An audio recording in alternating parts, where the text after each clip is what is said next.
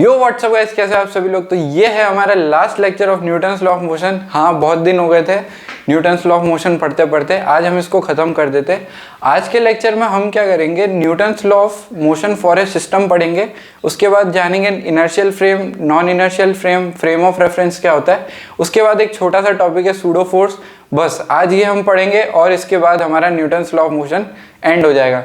अगले लेक्चर में हम करेंगे फ्रिक्शन, और अब जो लेक्चर की फ्रीक्वेंसी है वो भी बढ़ाने वाले हैं ताकि आपका जो सिलेबस है वो जल्दी कंप्लीट हो जाए। तो आइए इस लेक्चर को बिना किसी देरी के शुरू करते हैं।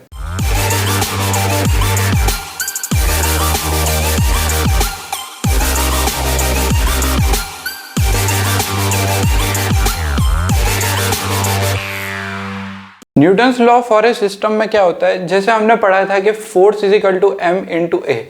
अब सिस्टम में क्या होगा, जैसे एक हम एग्जांपल लेते हैं कि ये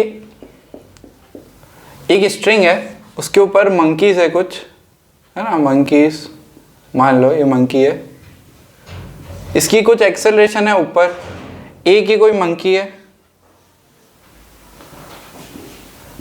इसकी एक्सेलरेशन है कुछ नीचे। तो अब हमको अगर एक का एक्सेलरेशन दिया हुआ है ए और दूसरे का हमको फाइंड करना है तो हम कैसे करेंगे।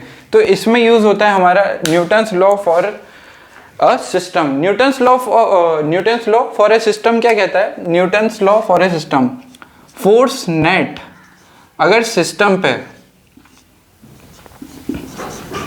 इज इक्वल टू जीरो, यानी एक्सटर्नल फोर्स जो है वो अगर जीरो है तो F is equal to M1 A1 plus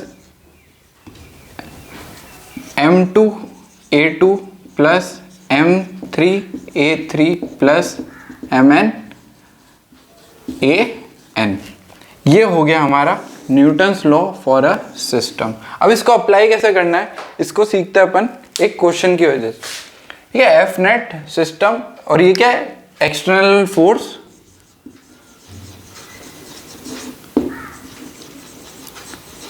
is equal to zero. ठीक है, यहाँ पे भी एफ एक्सटर्नल जो है अगर जीरो है तो ये इसके बराबर होगा, और यहाँ पे ये एंड में कितना हो जाएगा, जीरो। तो M1 A1 is equal to M2 A2 और ये क्या हो जाएगा, बराबर जीरो के। अब इस पे एक क्वेश्चन लेते हैं हम, इसी क्वेश्चन को थोड़ा और एक्सटेंड करके इसको समझ लेते हैं। देखो, मान लो 10 kg का है ये, और ये है 2 मीटर पर सेकेंड स्क्वायर से ये जा रहा है ऊपर। 5 kg का मंकी है ये जा रहा है 3 मीटर पर सेकेंड स्क्वायर से नीचे। और ये थर्ड मंकी है,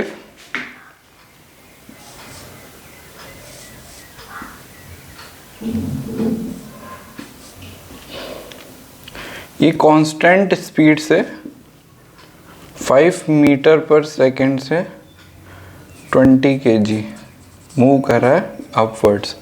हमको फाइंड करनी है, फाइंड टेंशन इन स्ट्रिंग। अब अगर हम इसको जो हमने अभी तक सीखा उससे सॉल्व करेंगे, है ना, इसको थोड़ा करेक्ट करके आप यहीं पे लिख लो। एफ एक्सटर्नल जो है क्या है, फिर बच्चे कंफ्यूज हो जाएंगे। एफ एक्सटर्नल जो है वो जीरो होना चाहिए, है ना, external force is equal to zero. ठीक है, चलो अब क्या है, अगर हम इसको ट्रेडिशनल मेथड से करेंगे तो उस पर 3 इक्वेशन बना के सबका एक्सेलरेशन अलग अलग लेके, तो फिर वो बहुत कॉम्प्लिकेटेड हो जाएगा, क्योंकि यहाँ पे ए अलग है, यहाँ पे ए अलग है। अब हम इसको क्या करते हैं, इजी मेथड से करते हैं। हम मान लेते हैं ये एग्जांपल है, इसका सॉल्यूशन लिखते हैं। एफ एक्सटर्नल क्या हो जाएंगे यहाँ पे, देखो इसका मास और इसका मास, ये भी क्या है, इंटरनल फोर्स पर एफ नेट कितना हो जाएगा, यहाँ पे मान लेते हैं इस पर टेंशन लग रहा है T, सबसे ऊपर लगा लिया टेंशन माइनस मास कितना है 10 प्लस 5 प्लस 20 35, यानी 350 newton is equal to F net लिख दिया हमने, एफ नेट है ना, एफ एक्सटर्नल एफ नेट, जितना भी एक्सटर्नल मतलब इंटरनल फोर्स क्या होगा, जो हम इस पूरे सिस्टम पे इक्वेशन बना रहे हैं ना, इस सिस्टम पे। तो इस पे क्या लग रहा है, एक तो mg और एक क्या लग रहा है, टेंशन। समझ रहे हो? ठीक है। अब इसको इक्वेट करेंगे किससे, m1a1, ऊपर वाले को हम मान लेते हैं पॉजिटिव, तो m1 कितना है 10। इसको इक्वेशन को यहाँ लिख देते हैं थोड़ा सा नीचे, t माइनस 350, m1 कितना है 10, a1 कितना है 2, प्लस m2 कितना है 5, और ये कितना है -3। ये कांस्टेंट है तो a क्या हो जाएगा 0, तो उसको हम लिखेंगे ही नहीं। t is equal to 20 minus 15, 5 plus 350, कितना आ गया ये, tension is equal to 355 newton. Traditional method से करना चाहो तो वहां से भी कर सकते हो, आंसर सेम आएगा। इसको नोट कर लो, फिर एक और क्वेश्चन कराता हूं, फिर आगे बढ़ते हैं।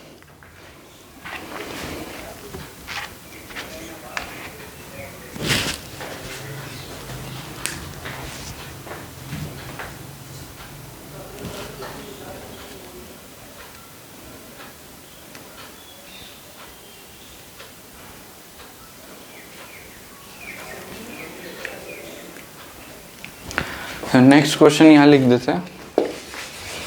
ये नोट कर लिया होगा ना, नहीं तो एक बार वीडियो को पॉज कर लेना।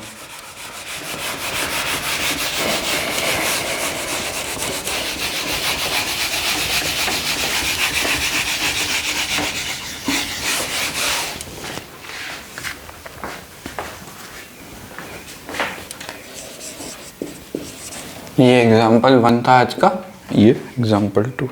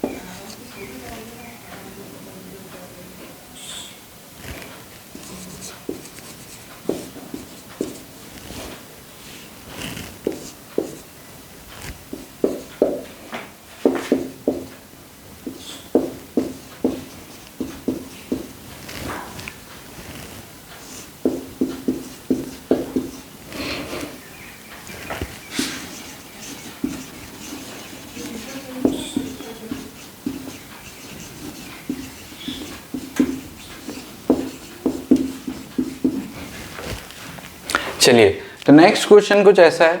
आपको 3 ब्लॉक दे रखे हैं, 10 kg का, 20 kg का और 30 kg का। इस पे एक फोर्स लग रहा है 100 न्यूटन का उस डायरेक्शन में। ये मूव कर रहा है 2 मीटर पर सेकेंड स्क्वायर से, इसकी एक्सेलरेशन हमको निकालनी है, और ये मूव कर रहा है इधर 3 मीटर पर सेकेंड स्क्वायर से। K1 और K2 क्या है, स्प्रिंग कॉन्स्टेंट्स। ठीक है, तो इस क्वेश्चन को एक बार ट्राई करो, उसके बाद इसका सॉल्यूशन करते हैं। वीडियो को पॉज कर लो, इसको ट्राई कर लो।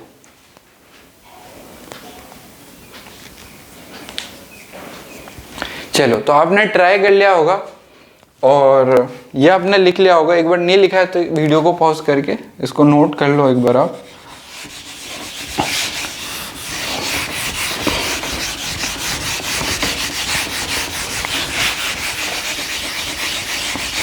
चलो, उसको ट्राई कर लो एक बार आप।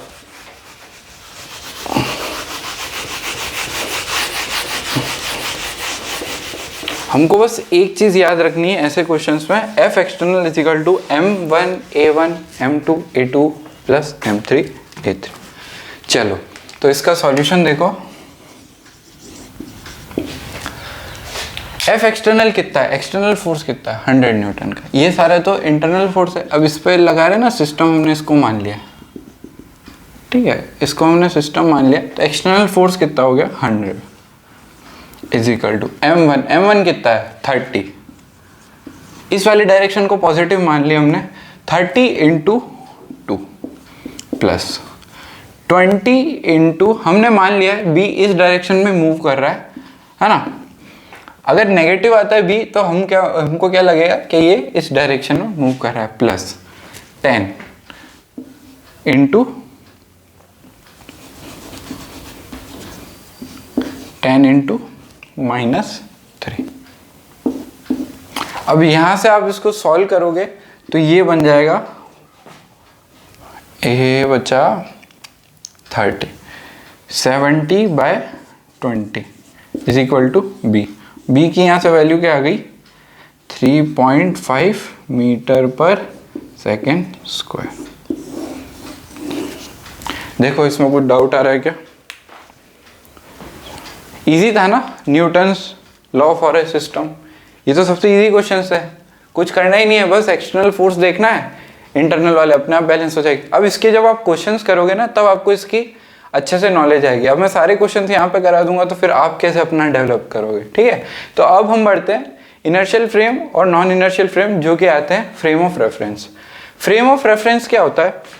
फ्रेम ऑफ रेफरेंस एक बेसिकली क्या होता है कि कोऑर्डिनेट होते हैं जो एनालाइज करते हैं मोशन को, है ना।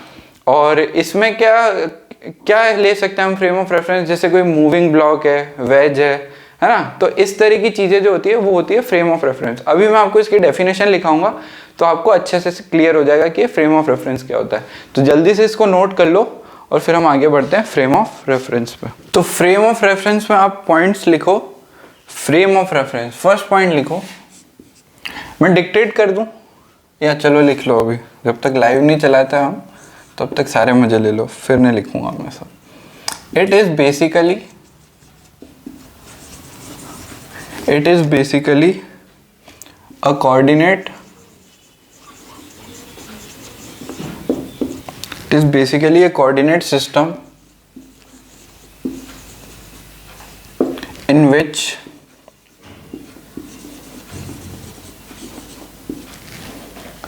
motion of object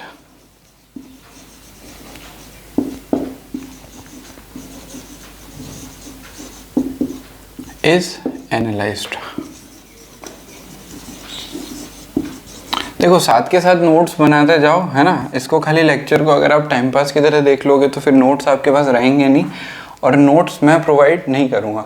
हाँ, अगर कोई बच्चा नोट्स बना के उसकी PDF डाल देता है तो मैं उसको अरेंज करवा दूंगा, पर नोट्स प्रोवाइड मैं नहीं कराऊंगा, ठीक है। आप खुद बनाते रहिए। इट कैन बी ग्राउंड, देखो एग्जाम्पल आ गए इसमें, it can be ground, moving object और stationery object.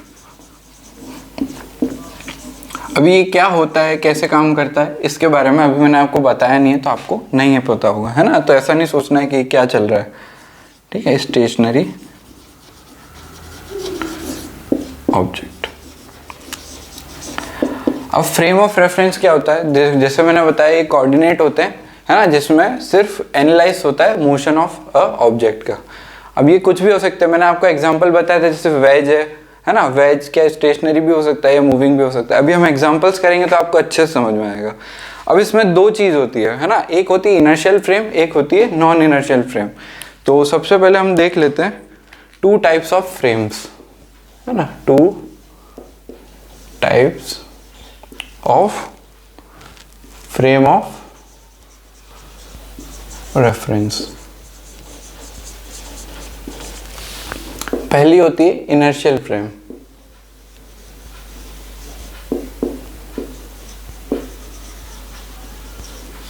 Inertial frame, inertial frame में क्या होता है, एक्सेलरेशन जो होता है वो 0 होता है। अभी लिख लो, मैं समझाता हूं इसको, ठीक है। ये होती है नॉन एक्सेलरेटेड फ्रेम, एक्सेलरेशन 0 है यानी नॉन एक्सेलरेटेड फ्रेम है, ये समझ में आ गया तो लिख लो। ये होती है नॉन एक्सेलरेटेड फ्रेम। दूसरी होती है पॉइंट है इसमें न्यूटन्स लॉ जो होता है, Newton's law is directly applicable. क्यों? अभी तक हमने जो पढ़ी वो इनर्शियल फ्रेम्स थी क्या? हमने अभी तो ऐसे डायरेक्ट लगा दिया। अब जो आगे आएगी ना आपके आगे आने वाले चैप्टर्स में, तो उसमें क्या नॉन इनर्शियल फ्रेम्स भी आएगी, तो उसके लिए हम यहाँ पे सीख लेते हैं Newton's law directly applicable, that is F is equal to ma। अभी तक हमने यही लगाया और ये हर जगह लगाया है ना, इसने सारे रिजल्ट हमको सही दिए। अब आती है दूसरी तरह की फ्रेम, नॉन इनर्शियल फ्रेम।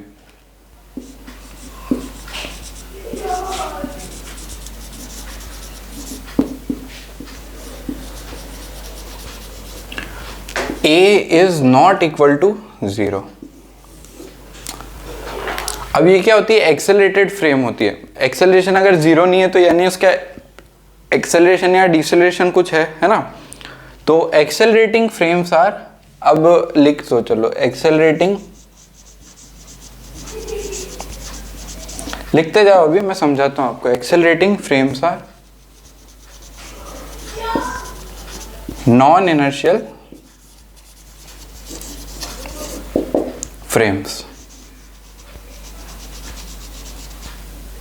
अगला पॉइंट लिखो, Newton's law is not applicable directly. अब इसको अप्लाई कैसे करेंगे? एक सूडो फोर्स, अभी हम आगे टॉपिक में पढ़ेंगे, तो सूडो फोर्स लगाएंगे उसको और फिर जो है हमारे सारे लॉ एप्लीकेबल हो जाएंगे।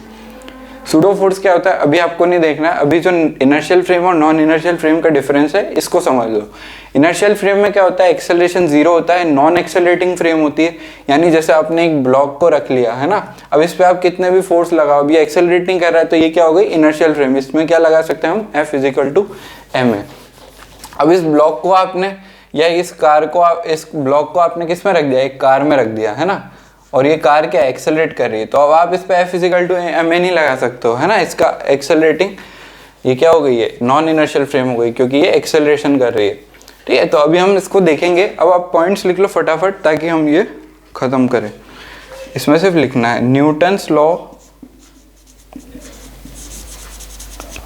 Are not directly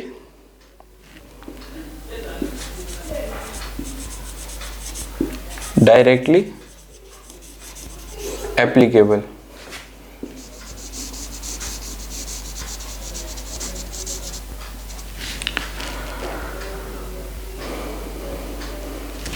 That is F is equal to ma। ये डायरेक्टली नहीं लगेगा है ना, यहाँ पे क्या लिखा है? डायरेक्टली नहीं लगेगा। अब इसमें नेक्स्ट पॉइंट यही है, to apply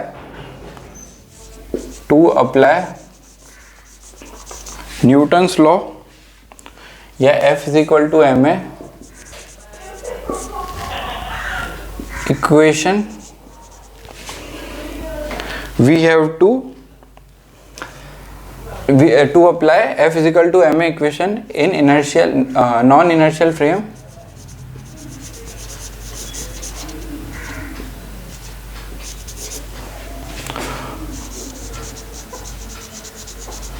we have to take help of pseudo force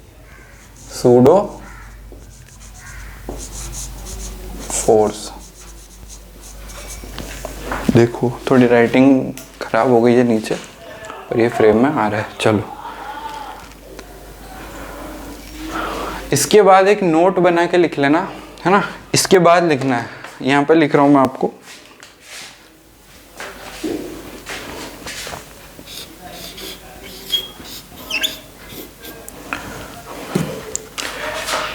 by definition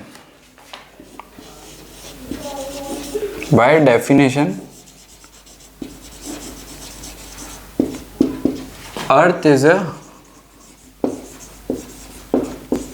non inertial frame.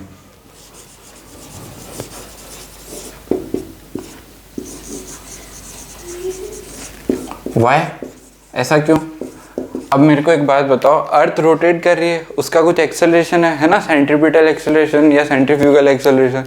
तो जब उसके पास कुछ एक्सेलरेशन है ना, यानी एक्सेलरेशन नॉट इक्वल टू 0 है, तो नॉन इनर्शियल फ्रेम हुई। तो यानी हमको जो अभी तक जितने भी क्वेश्चन किए हमने, उसमें एक सूडो फोर्स लगाना जरूरी था हमारे पास। हमने सारे क्वेश्चन अर्थ पे किए, पर हमने क्या किया? अर्थ के रेफरेंस में किए थे है ना, ग्राउंड के रेफरेंस में किए थे, तो वहाँ पे सूडो फोर्स की रिक्वायरमेंट नहीं थी।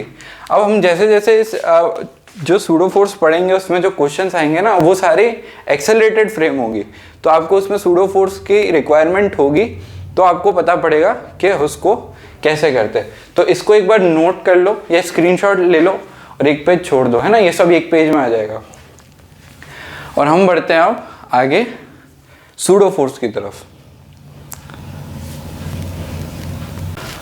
तो देखिए सूडो फोर्स क्या होता है, सूडो फोर्स को कैलकुलेट कैसे करते हैं ना, सूडो फोर्स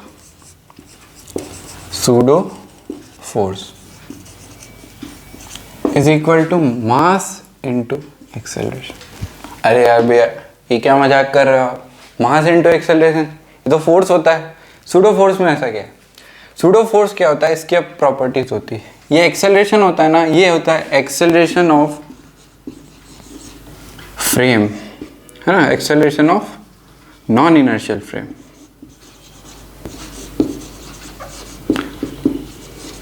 यहां पे क्या डिफरेंस है, हम अभी तक जो ये एक्सेलरेशन था ये था जो ऑब्जेक्ट है उसका एक्सेलरेशन, अब ये क्या है, acceleration of non inertial frame.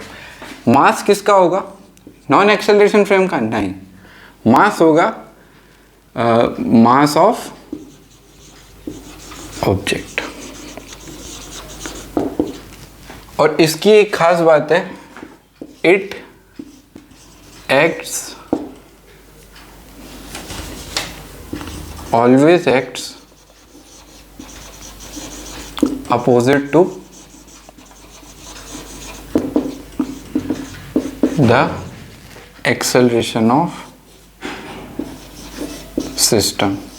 वो सिस्टम क्या हुआ यहाँ पे, नॉन इनर्शियल फ्रेम। चलो पहले बताओ नॉन इनर्शियल फ्रेम क्या होती है। नॉन इनर्शियल फ्रेम वो होती है जिसका एक्सेलरेशन जीरो नहीं होता है ना।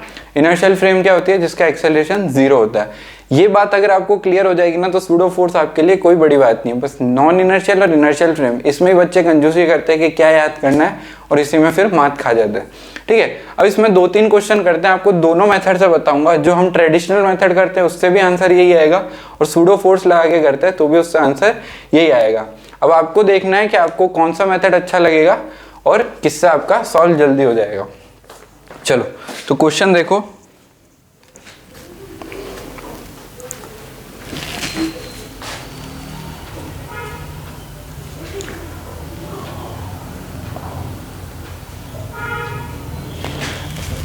या फिर सिस्टम की जगह एक्सेलरेशन ऑफ ऑब्जर्वर कर लो यहाँ पे, है ना, थोड़ा अच्छा वर्ड।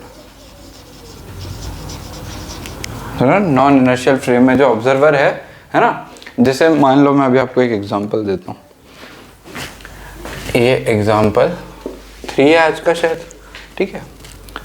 ये है एक गाड़ी, ऐसी गाड़ी होती नहीं है, मान लो ये बस है।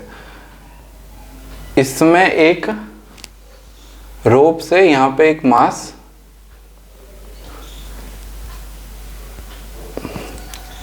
m का एक बॉल लटक, यहाँ पे a एक्सेलरेशन से ये पूरी व्हीकल मूव कर रहा है ना।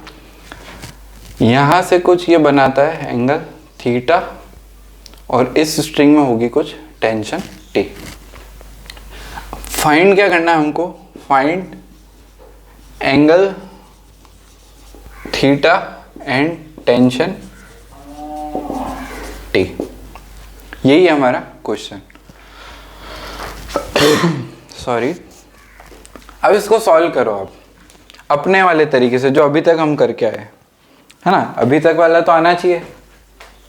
चलो हम क्या करते थे, अगर ये इक्विलिब्रियम में है ना, अभी इक्विलिब्रियम में तभी तो ये एंगल थीटा हो रहा है, यानी ये यहाँ पे इस पे फोर्स कौन कौन से एक्ट कर रहे होंगे। एक होगा यहाँ पे टेंशन, यहाँ पे इसका एफबीडी बना लेते हैं ना, थोड़ा सा और नीचे। अभी हम कर रहे हैं विद रेस्पेक्ट टू, इसको इरेज करता हूँ यार, है ना। यहाँ पे इसको लिख लो एक बार, फिर इसको इरेज करते हैं, जगह कम पड़ रही है। ठीक है, इसको इरेज कर देते हैं।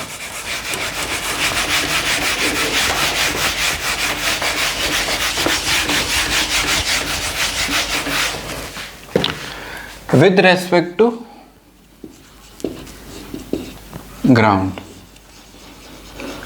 विद रेस्पेक्ट टू ग्राउंड यानी इसका कुछ एक्सेलरेशन है, ये कौन सी विद रेस्पेक्ट टू ग्राउंड यानी ये कौन सी फ्रेम हो गई, एक्सेलरेशन जीरो। ग्राउंड का तो एक्सेलरेशन जीरो है, उसके अंदर जाके हम बात करेंगे तो वो होगी non acceleration frame. Accelerating frame समझ में आई। देखो ग्राउंड के फ्रेम में यानी आप ग्राउंड पे खड़े हो और एक बस जा रही है, उसमें ऐसा कुछ सिस्टम है, तो आपको कौन कौन से फोर्स दिखेंगे, है ना। आपको दिखेगा, देखो ये बॉल है ना, आपको दिखेगा कि यार इस पे एक टेंशन लग रही है और इस पे एक mg लग रहा है, बस और तो कोई फोर्स लग ही नहीं रहा है, और इसका एक्सेलरेशन a है क्योंकि ये बॉल भी इसके साथ जा रही है। तो आपको दूर से ऐसे देखोगे कि बॉल किससे एक्सेलरेशन से मूव कर रही है, एक्सेलरेशन a से। ठीक है, अब हम इसके कंपोनेंट्स करते हैं। टेंशन का कंपोनेंट इधर हो जाएगा। अब देखो वो थीटा है ना, ये एंगल थीटा है, तो ये कितना हो जाएगा t साइन थीटा, है ना, इस डायरेक्शन में लगेगा। और ये कितना हो जाएगा t कॉस थीटा। समझ गए आप, t कॉस थीटा। ये देखो ये भी थीटा हो जाएगा ना। अब यार ज्योमेट्री तो आनी चाहिए, है ना, समझ में आ रहा है ना। ठीक है, t कॉस थीटा। अब आपको लग रहा है हाँ ये हो गई है हमारी इक्वेशन। अब लिखते हैं हम t cos theta is equal to M G. T cos theta किसके बराबर है, एम जी के। T sine theta is equal to, ये भी बराबर है एम जी के। अब हमको क्या निकालना है, थीटा। कहाँ गया थीटा, थीटा निकालना था, तो टेन थीटा कर देते हैं, this upon this. Tan theta is equal to क्या आ जाएगा, जी बाय ए। थीटा यहाँ से कितना आ गया, टेन इनवर्स जी बाय ए। ये तो आपने कर लिया होगा, है ना, ये इक्वेशन तो बना ली होगी। अब बात करते हैं किसकी, नॉन एक्सेलरेटिंग फ्रेम की। अब आप मान लो कि आप ग्राउंड से नहीं देख रहे हो, जहाँ से अभी आप देख रहे थे ग्राउंड से, यहाँ से नहीं देख रहे हो, आप इस बस के अंदर चले गए। चलो अंदर जाओ सब जना, पहुँच गए अंदर, हाँ हम पहुँच गए भैया। अब मान लो ये बस है, इसमें आपको यहाँ पे इसको एक बार नोट कर लो, है ना, ये विद रेस्पेक्ट टू ग्राउंड डाल के इसको नोट कर लो, फिर इसको इरेज करके अच्छे से समझाऊंगा आपको। नोट करो इसको, वीडियो को पॉज करके एक बार नोट कर लो। चलो तो आपने नोट कर लिया होगा, नहीं किया तो कर लो यार जल्दी से, समझना इस क्वेश्चन में।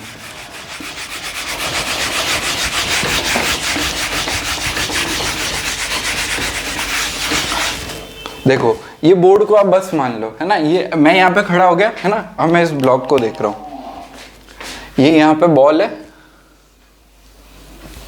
ये यहाँ से लगी हुई है ना, यहाँ से लगी हुई है ना, मान लो यहीं से लगी हुई है। अब मैं इसको देख रहा हूँ तो मेरा ही एक्सेलरेशन है, तो मेरे को लग रहा है यार बॉल उस साइड जा रही है ना, तो वो क्या है, सूडो फोर्स है। अब बॉल उधर नहीं जा रही है, वो खुद चल रहा है इधर और उसकी वजह से बॉल उधर जा रही है, पर मैं यहाँ पे देख रहा हूँ तो मुझे क्या लग रहा है, ये बॉल यार उस साइड कैसे जा रही है।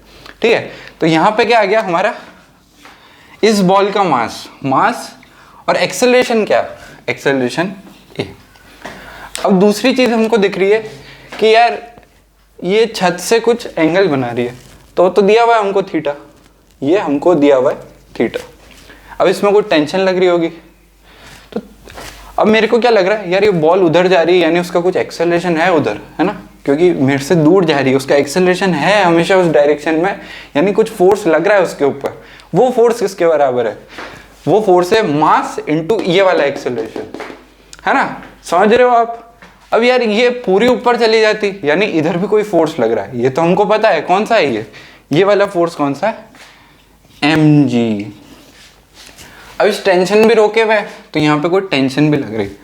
अब मेरे को क्या करना है, ये एंगल थीटा निकालना है, तो मैं निकाल लूंगा कि चलो ये एंगल थीटा मान लेता हूँ मैं, इधर कुछ ma लग रहा है इसके ऊपर फोर्स, अब वो हमको दिया हुआ है, हमने कैलकुलेट कर लिया, या दिया हुआ है मान लो।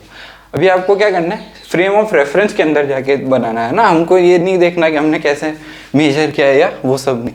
ठीक है, हम कहाँ पे, अभी बस के अंदर हमने क्या देखा यार, उस पर कोई फोर्स लग रहा है ना, तभी तो वो हवा में ऐसे रुकी भी है। इधर भी कोई फोर्स लग रहा है तभी तो ये कुछ एंगल पे है, वरना ये पूरी ऐसी हो जाती, जैसे ये बॉल है तो ये ऐसी हो जाती है ना, यहाँ पे आ जाती। अब यहाँ पे टेंशन के दो कंपोनेंट्स कर लिए, ये हो जाएगा टी साइन थीटा और ये हो जाएगा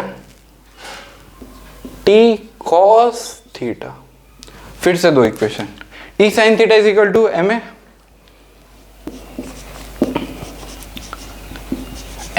ए, T cos theta is equal to M G. Tan theta कितना आ गया, जी ए बाय जी। थीटा यहाँ से क्या आ गया, tan inverse A by ji. Same आया क्या पिछले वाले में और अभी वाले में? आपने लिख रखा है, मेरा तो मिट गया। देखो सेम आ रहा है क्या, सेम आ रहा है। तो ये क्या है, ये इसको करने का इजी सॉल्यूशन। अब बोलोगे भैया उसमें भी 4 लाइनें लिखी थी और पहले वाले क्वेश्चन में भी 4 लाइनें लिखी, इसमें सिंपल क्या हुआ? अभी तो ये शुरुआत है, अभी आगे वाले क्वेश्चन देखोगे ना उसमें लगेगा हाँ यार भैया आपने ये जो समझाया है ना सूडो फोर्स, ये हमारे हेल्प आएगा। इसको लिखो विद रेस्पेक्ट टू क्या, विद रेस्पेक्ट टू बस।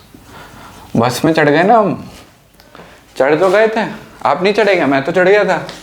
चलो ये हो गया हमारा। अच्छा अब टेंशन भी निकालनी थी, तो यहाँ से हमारे पास क्या आ गया था, T sine theta is equal to M है, तो यहाँ से डाल दो टी की वैल्यू सब्सटीट्यूट कर दो। तो यहाँ से हम कर देते हैं टी की वैल्यू सब्सटीट्यूट कर देते हैं, टी तो हमको निकालना है ना, तो एम को सब्सटीट्यूट कर देते हैं, T cos theta by M G. अरे जब थीटा आ गया तो थीटा को यहाँ पुट कर दो तो टी की वैल्यू अपने आप आ जाएगी, है ना। थीटा को यहाँ पे पुट कर दो, तो थीटा को पुट करेंगे तो साइन इनवर्स टेन इनवर्स कुछ कुछ आ जाएगा, वो हमको सॉल्व नहीं करना है। तो आप यहाँ पे अगर कुछ वैल्यू होती तो हमारे पास आंसर आ जाता। ठीक है, अब अगले वाले क्वेश्चन में करते हैं तो आपको वहाँ से और अच्छे से आइडिया मिलेगा। तो इसको एक बार नोट कर लो और इसको हटाते हैं फिर। चलो एग्जाम्पल 4 है शायद ये, है ना, एग्जाम्पल 4। अब हम बात करते हैं एक लिफ्ट की। ये एक लिफ्ट है, थोड़ी बड़ी बना लो अच्छी सी, हम भी तो जाएंगे फिर इसमें। चलो ये कुछ है यहाँ पे, स्प्रिंग बैलेंस कर गया, ये स्प्रिंग और ये बैलेंस। चलो ये एक पुली, कुली नहीं भाई पुली, हाँ कुली कौन बोल रहा है, पुली। यहाँ पे एक ब्लॉक है मास m का, ये है 2m का।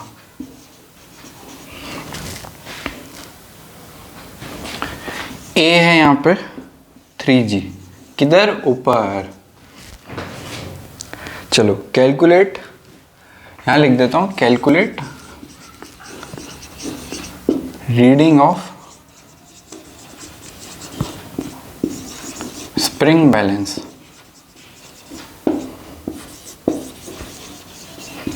करो आप ट्रेडिशनल मेथड से एक बार, फिर आप कहोगे कि हाँ भैया ये तो आपने बिल्कुल सही कहा। चलो तो एक बार इसको करो आप ट्रेडिशनल मेथड से।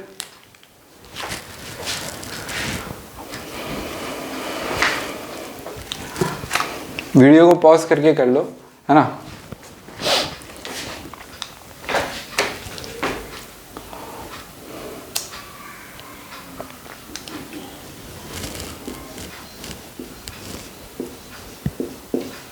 मैं बताऊंगा आपको विद रेस्पेक्ट टू लिफ्ट।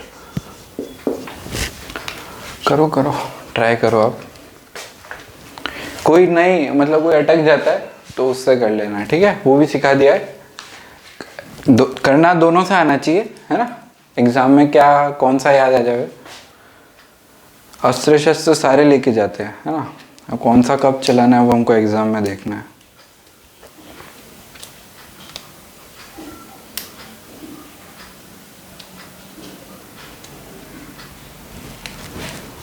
चलो आपने ट्राई कर लिया होगा, और अगर आपका आंसर आ रहा है, चलो आंसर नहीं बताते पहले हम देखना। चलो आंसर भी बताना है क्या, आंसर बता देते हैं आपको। 16 mg, 16 mg आ रहा है क्या किसी का, तो सही है, नहीं तो अब देखो कैसे करना है। कर लिया होगा आपने। अब हम कहाँ चले गए, लिफ्ट में। लिफ्ट में आ जाओ सब जने, आ गए सब जने लिफ्ट में। अब मेरे को दिख रहा है यार यहाँ पे एक ब्लॉक है, ये 2m मास का, ये m मास का, ये तराजू जैसा कुछ है ना, ये ऊपर नीचे नहीं होता है, ये एक फिक्स्ड लेंथ में रहता है, ठीक है। तो आपको लग रहा होगा ये लिफ्ट भी ऊपर जा रही है, ठीक है, ये ब्लॉक बहुत ज़्यादा नीचे जा रहा है, क्यों? क्योंकि इसका एक्सेलरेशन ऊपर है। तो यहाँ पे क्या लग रहा होगा इसके ऊपर?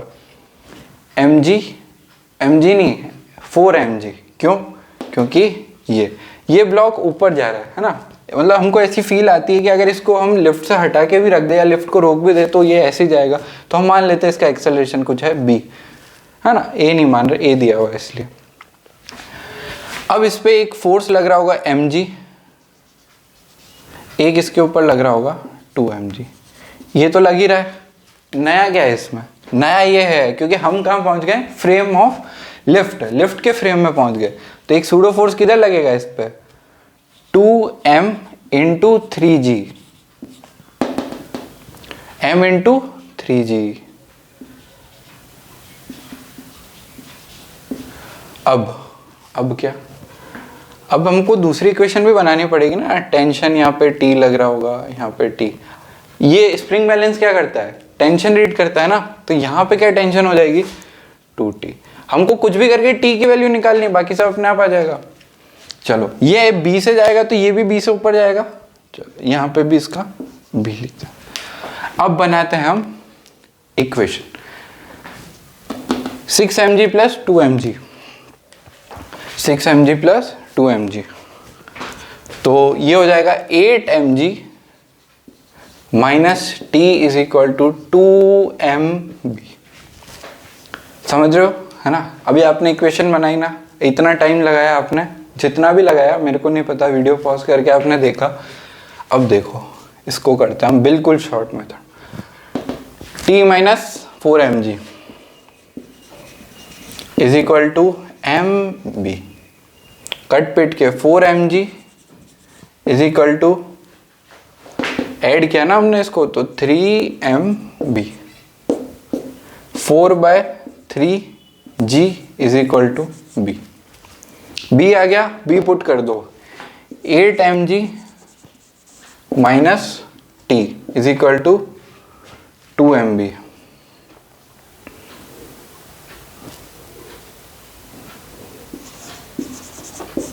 b की वैल्यू 4/3,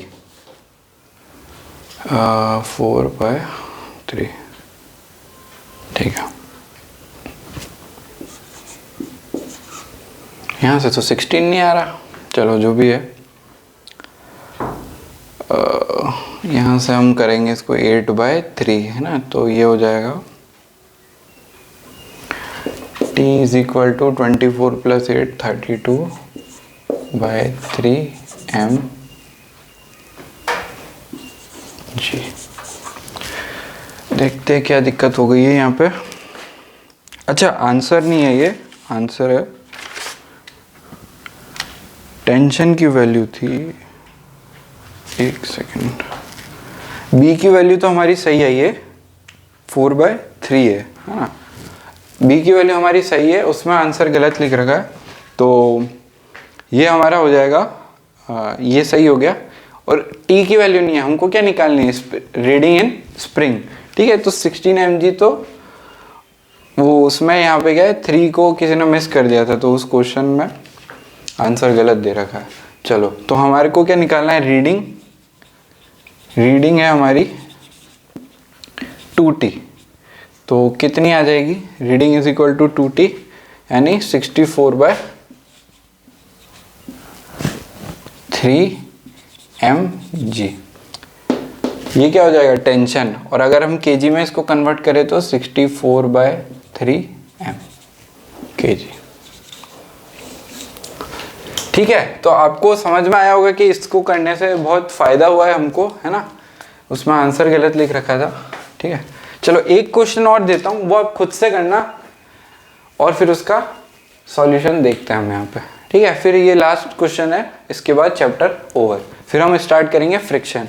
और अब क्या, फ्रिक्शन भी हमारा एक या इस हफ्ते में या अगले हफ्ते में ख़त्म हो जाएगा, क्योंकि फ्रीक्वेंसी बहुत अब बढ़ानी पड़ेगी, क्योंकि एग्ज़ाम आ रहे हैं ना आपके, फिर आपको 12th का भी तो पढ़ाना है। चलो 2023 के लिए ये लेक्चर्स वन शॉट वीडियोस बनाने की है 2022 वालों के लिए। अगर आपको लगता है कि हाँ कोई है तो मेरे को टेलीग्राम पे बता देना, तो हम उसमें वो बना देंगे। चलो इसको नोट कर लो, फिर मैं इसको इरेज करता हूँ। लास्ट क्वेश्चन है इस चैप्टर का, बिल्कुल है ना। एग्जाम्पल 5 था या 6, चलो 6 मान लो इसको, है ना। एग्जाम्पल 6, ये एक वेज है। अब कैसे करना है आपको, सिर्फ नॉन इनर्शियल फ्रेम से, क्योंकि अगर इसको करने जाओगे आप इनर्शियल फ्रेम से ग्राउंड से रेस्पेक्ट में, तो फिर होगा ही नहीं। इसको एम मान लो, एम, ये कैपिटल एम। इस पूरे सिस्टम का एक्सेलरेशन है ना, पूरे सिस्टम का एक्सेलरेशन है ए।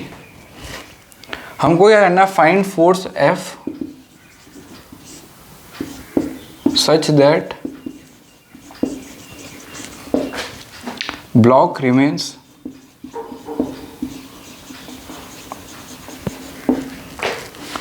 Stationery with respect to wedge. देखो हम क्वेश्चन से भी आइडिया ले सकते हैं कि ना इसमें कौन सी फ्रेम से काम करना है। अब इसने बोला है विद रेस्पेक्ट टू वेज, अगर ये स्टेशनरी ले तो हम यहाँ पे ही खड़े हो जाएंगे ना इस ब्लॉक के ऊपर। चलो सब ब्लॉक के ऊपर जाके खड़े हो जाओ, हम यहाँ से ऑब्जर्व करेंगे इसको, पकड़ के खड़े होना, गिरना मत। ये थीटा है ना, इसको थीटा मान लो। चलो तो इसको ट्राई करो, फिर मैं बताता हूँ आपको कैसे करते हैं इसको। देखो सबसे पहले हम सॉल्यूशन लिखो इसका। देखो इस पे एफ फोर्स लग रहा है और इसका एक्सेलरेशन कुछ है, तो सबसे पहले अगर ग्राउंड की रेस्पेक्ट में हम कोई इक्वेशन बनाएंगे तो ये वाली बना लो, F is equal to M plus M into A. यहाँ से ए की वैल्यू आ जाएगी F by M plus M. दूसरा, अब आ गए हम किस में, नॉन इनर्शियल फ्रेम में। नॉन इनर्शियल फ्रेम में अब इस डायग्राम को आपने नोट कर लिया होगा, क्योंकि अब मैं इसको गंदा करने वाला हूँ। इधर लग रहा होगा इसके ऊपर एम ए, एम ए, एक लग रही होगी इसके ऊपर नॉर्मल, एक लग रहा होगा एम जी। सही बात है। चलो एन के दो कंपोनेंट्स करते हैं, एन कॉस थीटा और एन साइन थीटा। थीटा कैसे, टिंग टिंग टिंग, अल्टरनेट इंटीरियर एंगल्स। चलो ओह ये तो उल्टा लिख दिया।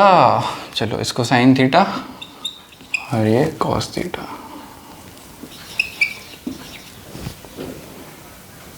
ये 90 माइनस थीटा।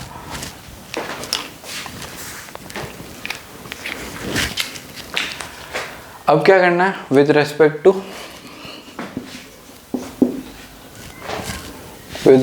Two ways